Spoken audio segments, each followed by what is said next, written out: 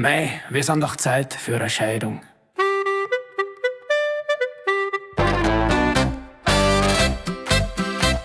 Da hocken wir wieder beim gleichen Schmarrn. Sie sagt, dir ist kalt, ich sag, mir ist warm.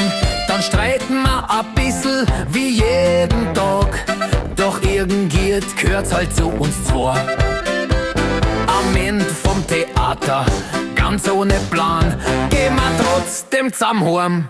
Wie immer schon waren. Zu alt für eine Scheidung, na ist es so. Wir meckern eine Runde, dann passt's wieder schon. Sie nimmt mir die Decken, ich schnarch ihr davon. Doch trennen wir uns wirklich, na das wär ein Witz bloß so. Ihr Essen ist salzig, mein Geschmack ist mild. Sie lacht über mich, ich schau nur gespielt. Sie bringt die Geschichten, die ich schon kenn. Doch irgendwie höre ich ihr trotzdem gern zu, denn es passt nicht perfekt, das wissen wir zwar. Doch irgendwie sind wir halt trotzdem noch da.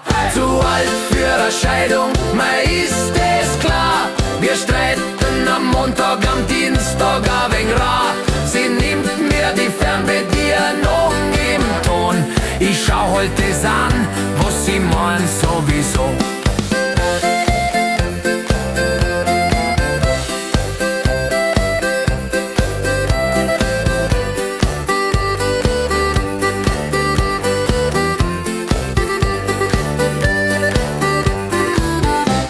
Die Liebe ist noch da, sie klingt bloß rau.